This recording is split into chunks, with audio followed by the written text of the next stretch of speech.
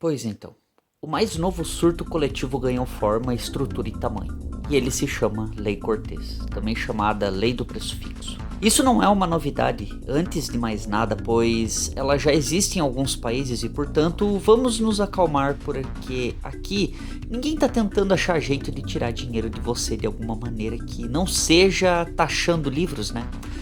Muito diferente e bem fora da curva do que o antigo ministro da Economia sugeriu na época de mandato do antigo Messias, onde a Receita publicou um documento para tirar dúvidas sobre a reforma tributária e, no texto, disse que os livros podem ser taxados na reforma porque não são consumidos pelos brasileiros mais pobres. Eu tenho horror a pobre! A justificativa vai bem de encontro com a ideologia elitista do nosso país, que busca limitar o acesso dos mais pobres àquilo que é benefício para a sua cultura, educação e conhecimento e se relaciona com a desvalorização da população humilde que tenta sobreviver com o pouco que tem e a dificuldade de encontrar meios que possam auxiliar essas pessoas a obterem acesso a um produto de leitura que não seja apenas relacionado à religião ou à didática. A maneira reducionista de se ter uma percepção que justifique algo como essa taxação que pouco foi aprofundada em argumentos de pessoas que realmente poderiam colaborar de uma maneira que venha a fomentar essa discussão, passou tão batido e sem méritos que mesmo com um público tão grande de leitores e consumidores desses produtos voltados à literatura em geral, ficou mais focado na atenção de valores e na redução de acúmulo desses itens do que se buscou voltar mais a atenção para quem precisa ter acesso ao livro. Pois hoje em dia não se julga o conhecimento de alguém por aquilo que ela demonstra domínio de um assunto, mas sim do quanto de papel ela acumula em um monte de madeira enfeitada chamado de estante, que mais serve de enfeite de cenário para muitos booktubers e reles criadores de conteúdo que na verdade não tem conteúdo algum, além de chamar atenção com uma aparência falsa e cativante, porém mais mentirosa e mau caráter que se possa imaginar. Eu peguei pesado? Então confere o meu vídeo que eu fiz falando sobre a polêmica que envolveu a editora Darkside e você vai me entender do que eu tô querendo dizer. Mas antes de economizar para comprar o seu livro, não se esqueça de se inscrever no canal e de deixar o like para apoiar o trabalho desse leitor solitário, pois é de graça, você não paga nenhum imposto, não vai ser taxado e ainda vai estar me ajudando a conseguir criar conteúdos muito mais legais e interessantes aqui para vocês. E o principal, de forma independente e orgânica também. E me sigam nos meus perfis do Instagram. Link aí no bolso. Como um bom consumidor de literatura em geral, acho muito importante, antes mesmo de nos aprofundarmos no assunto dessa lei, voltar um pouco no tempo e buscar uma pequena compreensão no meio disso e como determinados fatores contribuíram com essa atual realidade que nos deparamos nos dias de hoje, que é o valor caro e abusivo dos livros em geral.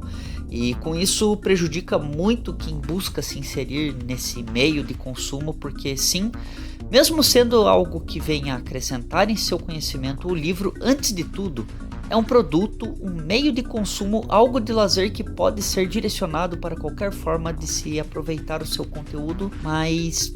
que tipo de conteúdo literário que foi importante para esse crescimento de suas vendas? O livro como um produto de consumo, assim como muitos outros produtos dentro do capitalismo, foi algo que veio crescendo dentro do mercado de consumo de forma exponencialmente grande nos últimos 15 anos. Isso é algo que se tornou uma crescente bem por conta da nossa nova geração cultural que ganhou forma de consumo relacionadas aos acessos a obras que se relacionam de forma direta e indireta com a ascensão do cinema, bem por conta da nova maneira de se criar os filmes de hoje em dia, que muito a contragosto, sim, foi graças aos filmes de super-heróis, que vieram buscar não só um meio de se reerguer no mercado editorial, como a Marvel veio conseguindo fazer na segunda metade dos anos 2000, e nos anos seguintes com suas mega sagas que também acontecem nos universos literários. Obviamente que a DC Comics embarcou nessa também e tentou seguir a mesma fórmula, porém muito mal planejada e apressada demais, não querendo ficar atrás da Marvel, que já estava alçando voo alto com filmes dos seus heróis mais famosos e outros nem tanto, como personagens como Capitão América,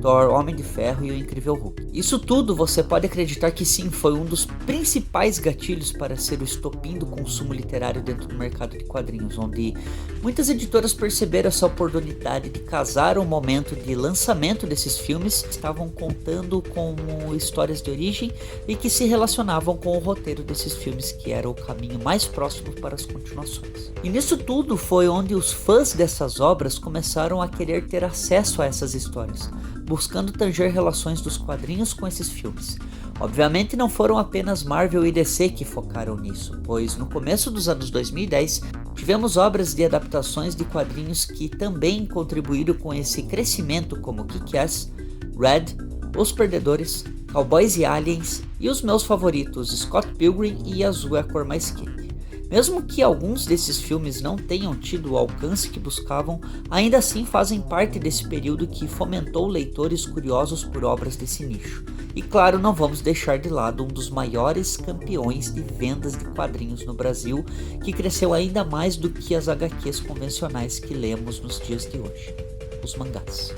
A legião de fãs desse tipo de obras cresceu ainda mais com grandes sucessos dos animes com títulos como Dragon Ball, Naruto, Samurai X, Yu Yu Hakusho, Full Metal Alchemist, One Piece e o meu favorito e amado Berserk. E o mercado, percebendo essa oscilação de preferências e gostos literários bastante diversificados crescendo de forma exponencial,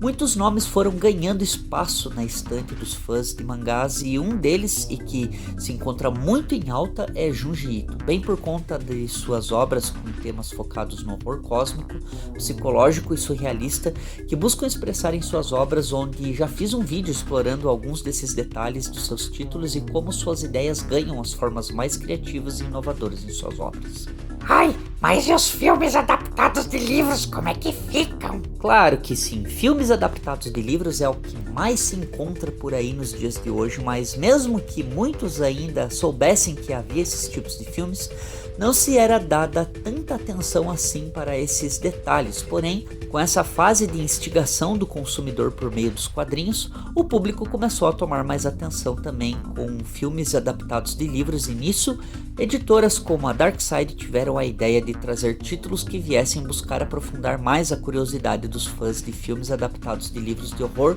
suspense, fantasia e ficção, com títulos como Psicose, A Hora dos Mortos-Vivos, O Homem que Caiu na Terra, Labirinto, Hellraiser, onde também dispunham de obras que trazem fatos, informações, curiosidades e a fase de criação de obras, como é o caso dos títulos Sexta-feira 13, A Hora do Pesadelo, Donnie Darko, Twin Peaks, De Volta para o Futuro, buscando um novo meio de chamar a atenção do público consumidor e fã dessas obras que fizeram parte do nosso passado e com o tempo foram ganhando notoriedade e reconhecimento. E no meio de questões que se buscam entender sobre meios de consumo e capitalismo, a chegada da Amazon no Brasil facilitou muito o acesso a obras em geral, tanto no preço como na entrega, pois tudo aquilo que sonhávamos ter, não só o acesso a produtos de nossos interesses, mas também entregas rápidas e precisas para qualquer parte do país, veio se tornar o maior avanço de consumo no Brasil, sendo quase que o maior meio de acesso a livros e conteúdos literários, que cresceu de forma rápida e explícita,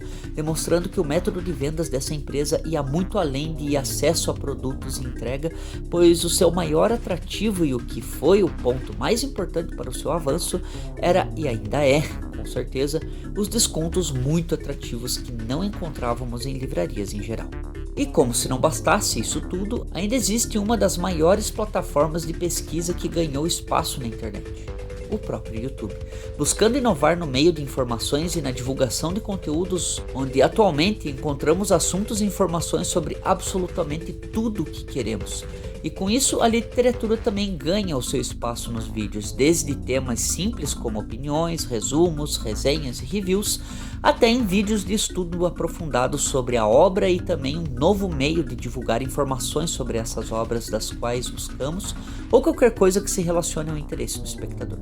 Todo esse ascensionismo geral, mesmo vendo como algo que na evolução sociotecno-informativa, nem sei se esse termo existe, mas acabei de inventar, vem a ser encarado para muitos como algo positivo, trouxe um acarretamento de consumo em massa, mesmo que em partes ainda viesse a contribuir na divulgação e incentivo ao interesse pela literatura.